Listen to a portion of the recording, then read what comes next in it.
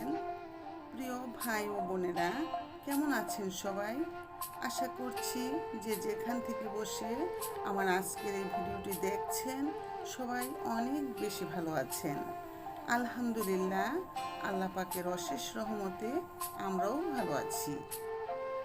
আমি প্রতিদিনের মতো নতুন আরও একটি ভিডিও নিয়ে চলে আসলাম আপনাদের মাঝে। আশা করি আমার আজকের ভিডিও আপনাদের ভালো লাগবে, আর ভালো লাগলে পুরোটা সময় আমার সাথে থাকার অনুরোধ রইল। সেই সাথে লাইক কমেন্টস করতে একদমই ভুলে যাবেন না। আপনাদের সুন্দর সুন্দর কমেন্টস আমাকে অনেক বেশি মোটিভেট করে পরবর্তী ভিডিও তৈরি করার জন্য। আমি গতকাল বিকালবেলা দুটো নাস্তা তৈরি করেছি, তাই ভাবলাম রেসিপিটি আমি আমার ভাই বোনদের মাঝেও শেয়ার করি। আশা করি আপনাদের ভালো লাগবে। তাহলে চলুন আমার মূল রেসিপিতে। আমি এখানে আম দিয়ে তেলের পিঠা তৈরি করছি। আমি সেজন্য এখানে ময়দা নিয়ে নিয়েছি। আমি এখানে মেজারমেন্ট কাপে 2 কাপ ময়দা নিয়েছি, আর এখানে দুটো আম আমি ব্লেন্ড করে নিয়েছি। এই আমের পিউরি আমি এখন ময়দার সাথে অ্যাড করে দিলাম। আসলে আমের এই নাস্তাটি কিন্তু অসম্ভব মজার, আমার কাছে তো অনেক ভালো লাগে, তাই আমি আপনাদের সাথে শেয়ার করছি।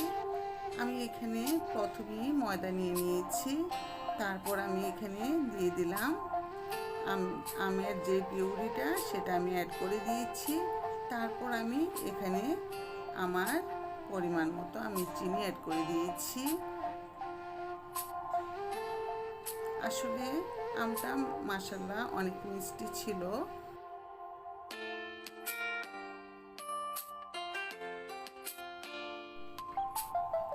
আমি আমার স্বাদ মতো চিনি এখানে অ্যাড করে দিয়েছি। এখন আমি অল্প অল্প পানি দিয়ে আমি পিঠা গোলাটা তৈরি করে নেব।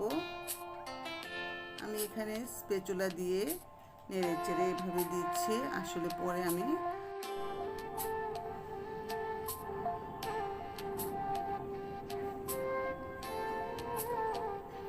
এখন বাকি যে আমের পিউরিটা আছে ওটাও আমি অ্যাড করে দিচ্ছি।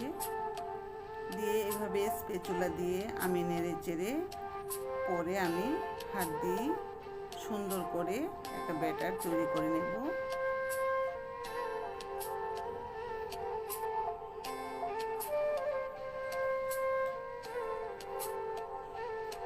এখন আমি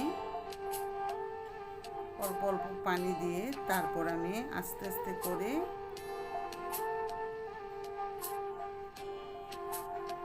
আমি ব্যাটারটা তৈরি করব। এই তো আমি হাত দিয়েই করে নিচ্ছি।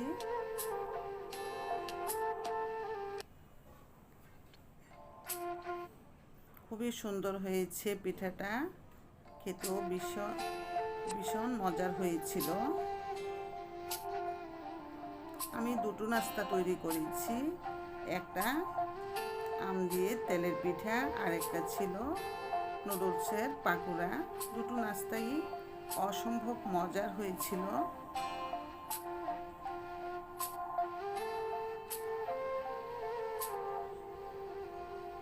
আমি গতকাল বিকেলবেলা সন্ধ্যার নাস্তার জন্য তৈরি করেছিলাম।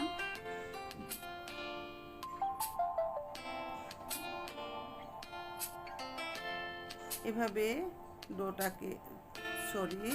এভাবে ব্যাটারটা তৈরি করে আমি কিছুটা সময়ের জন্য ঢেকে রেখে দেব। এই তো দেখুন কতটা সুন্দর হয়েছে ব্যাটারটা। এটা অনেক বেশি ভারীও হবে না, আবার একদম পাতলা টাইপেরও হবে না। আর অলরেডি আমার যে ভাই বোনেরা আমার চ্যানেলটিকে সাবস্ক্রাইব করে আমার পাশে থেকে আমাকে সাপোর্ট করছেন, তাদের সবার প্রতি আমি অনেক বেশি কৃতজ্ঞ। আর মন থেকে রইল অনেক অনেক দোয়া আর ভালোবাসা। আর আমার চ্যানেলে নতুন যে ভাই বোনেরা ভিজিট করছেন তাদের সবার প্রতি রইল অনেক অনেক ভালোবাসা আর অভিনন্দন।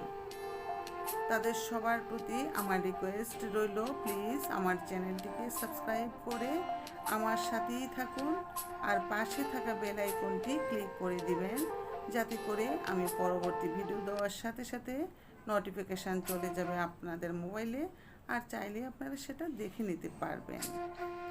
আর এদিক দিয়ে আমি নুডলসের পাকোড়া তৈরি করার জন্য আমি সবগুলো আইটেম একসাথে দিয়ে তারপর এটাকে আমি মাখিয়ে নেব।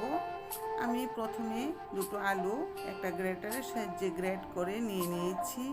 তারপর 1 প্যাকেট ম্যাগি নুডলস, যেটা আমি শুধু পানি দিয়ে সিদ্ধ করে এটা আমি অ্যাড করে দিলাম। তারপর আমি দিয়ে নিয়েছি এখানে পেঁয়াজ কুচি, কাঁচামরিচ কুচি, স্বাদ মতো লবণ, আর এখানে আমি দিয়ে নিয়েছি একটি মাত্র ডিম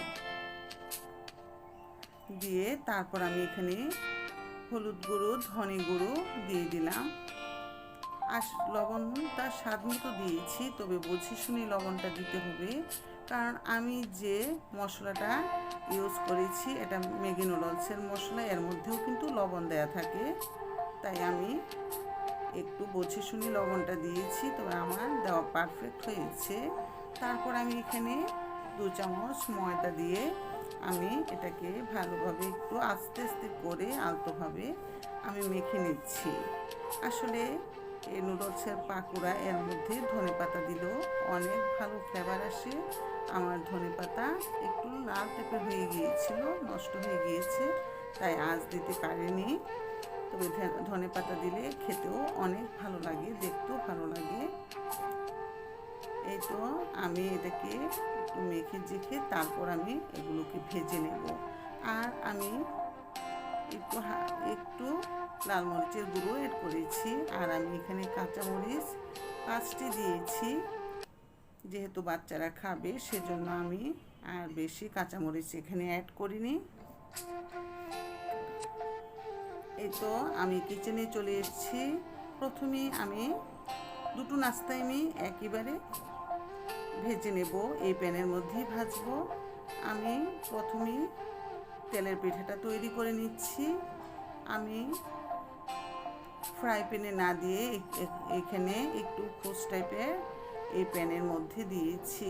আসলে ফ্রাই প্যানটা ভাসা টাইপের, এই তেলের পিঠা তৈরি করতে গেলে দেখা যায় একটু পাতলা টাইপের হয়ে ছড়ে যেতে পারে, সেজন্য আমি এভাবে কড়াইয়ের মধ্যে ভেজে নিচ্ছি। আর এটার মধ্যে আমি পাকোড়াগুলো তৈরি করে নেব। আসলে পিঠাগুলো অনেক সুন্দর হয়েছে, আর সবগুলো পিঠাই ফুলে খুবই ভালো লেগেছে খেতে।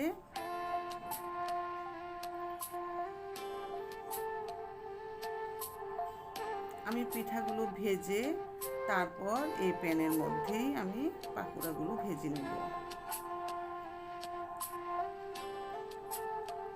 আমরা কিন্তু কাঁঠাল দিয়েও এভাবেই তেলের পিঠা তৈরি করে থাকি, সেটা খেতেও কিন্তু অনেক বেশি মজার হয়।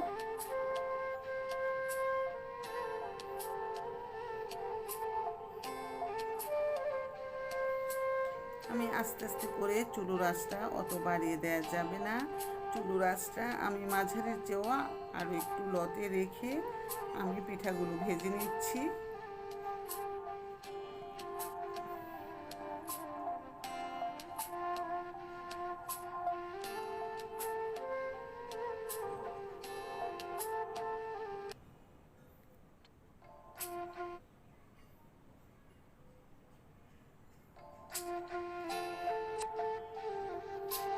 এক পিঠ কিছুটা কালার আসার পর আমি আরও একটা পিঠ উল্টিয়ে দেব,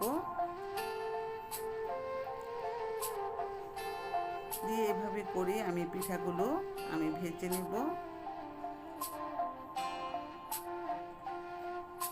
আসলে আমরা তেলের পিঠা অনেকেই পছন্দ করে থাকি, এভাবেও শুধু গুড় অথবা চিনি দিয়ে যে তৈরি করা হয় পিঠাটা, ওটা খেতেও কিন্তু ভালো লাগে।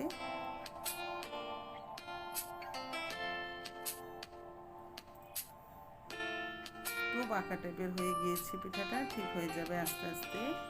আসলে প্রথমের পিঠাগুলো একটু এইরকমই হয়, পরে ভাজতে ভাজতে পরেরগুলা ঠিক হয়ে যায়।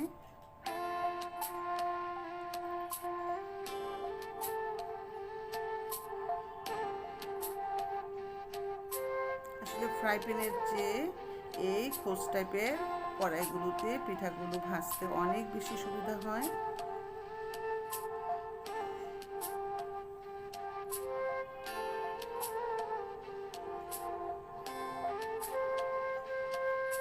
এখন আমি আবার উল্টিয়ে দিলাম, এভাবে উল্টিয়ে পাল্টিয়ে আমি পিঠাগুলো ভেজে নিচ্ছি। আসলে এই পিঠাটা একটু হালকা টাইপের চেয়ে একটু গাঢ় টাইপের করে ভাজলে এটা খেতে ভালো লাগে, আর খুব সুন্দর একটা ফ্লেভারও আসে, যেটা আমার অনেক বেশি পছন্দ।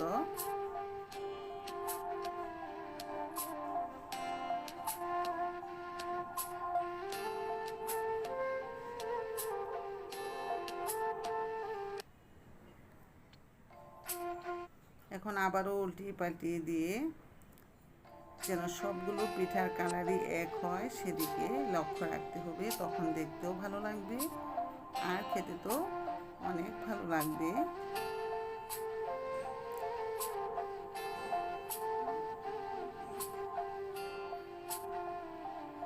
আসলে যে কোনো নাস্তা ভাজতে চুলোর আঁচটা একটু কমিয়ে রেখে ভাজলেই ভালো। আমিও চুলোর আঁচ কমিয়ে রেখেছি, চুলোর আঁচটা বাড়িয়ে দিলে তাড়াতাড়ি পিঠার মধ্যে কালার এসে যাবে আর ভিতরে কাঁচাও থাকতে পারে, সেজন্য চুলোর আঁচটা কমিয়ে রেখে ভাজলেই ভালো।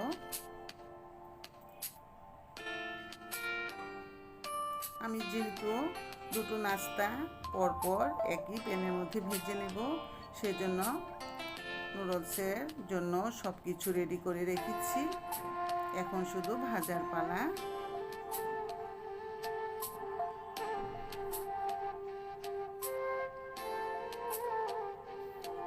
এখন আমি এটা উঠিয়ে নেব।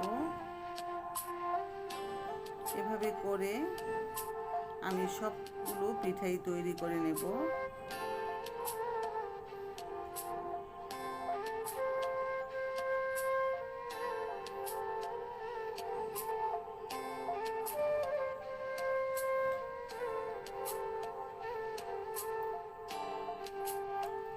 এখন আমি এটা উঠিয়ে নিচ্ছি, তারপর আমি বাকিগুলো আবার এইভাবেই ভেজে নেব। তেলটাকে একটু ছাকনাটা দিয়ে একটু সাইডে ধরে রেখে তেলটাকে ছাড়িয়ে নিতে হবে। আমি আবারও অ্যাড করে দিলাম। আসলে আমরা তাল দিয়েও, তালের যে পিউরি ওটা দিয়েও কিন্তু আমরা এভাবে পিঠা তৈরি করে থাকি, সেটাও কিন্তু ভালো লাগে, অনেক মজার হয়।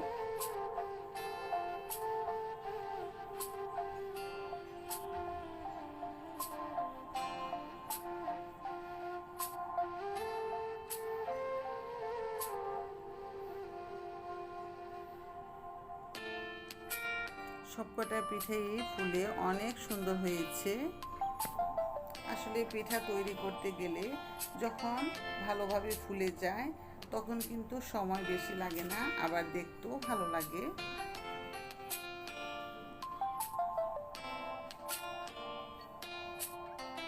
যখন গোলাটা পারফেক্ট হয় তখনই পিঠাগুলো ভাজতে অনেক সুন্দর হয়, তাই আমরা আগে গোলাটা তৈরি করে নেব পারফেক্টভাবে।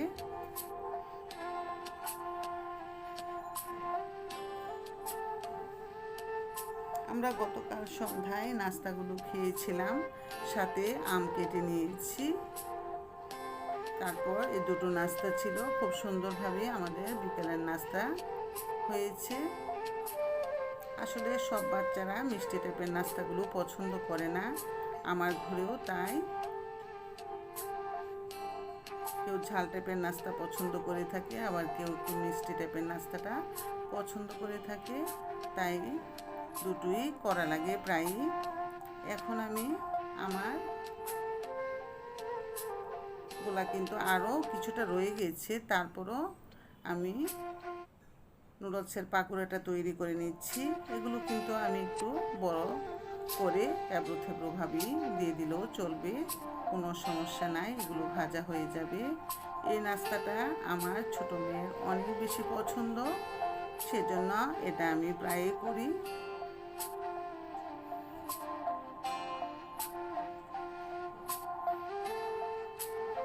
এগুলো আমি সেমভাবেই ভেজে নিচ্ছি।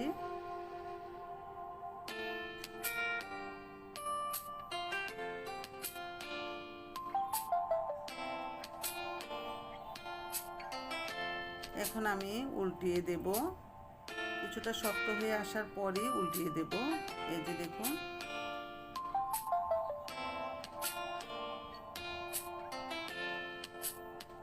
এগুলো আমি সেম উল্টিয়ে পাল্টিয়ে আগের মতো করি আমি এগুলোকে ভেজে নেব। আর এই নাস্তাটা এটা কিন্তু সস দিয়ে খেতে এটা অনেক পছন্দ করি আমরা, বাচ্চাদেরও অনেক পছন্দ।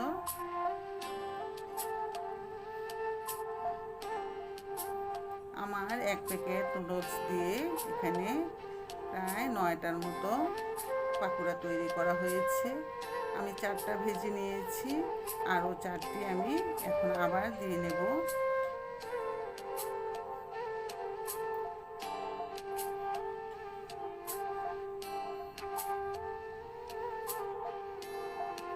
আর এই নাস্তাটা সহজ উপায়ে সহজভাবে অল্প উপকরণ দিয়ে করে থাকি।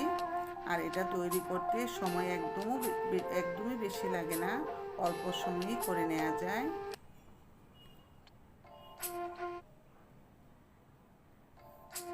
আমার আরও একটা রয়ে গেছে, ওটা আমি পরে অ্যাড করব। আসলে অনেকগুলো একসাথে দিলে দেখা যাবে নাড়া যাবে না, তখন ভাজতেও সমস্যা হবে। এই তো আমার নাস্তা কিন্তু তৈরি করা হয়েছে। আপনাদের কাছে কেমন লেগেছে আশা করি অবশ্যই কমেন্টস করে জানাবেন। আমার কাছে তো অনেক ভালো লেগেছে। সবাই ভালো থাকবেন, নিরাপদে থাকবেন, সবাই সবার জন্য অনেক বেশি দোয়া করবেন। সবাইকে অনেক অনেক শুভেচ্ছা আর অভিনন্দন জানিয়ে আজকের মতো এখানেই শেষ করছি। আল্লাহ হাফেজ।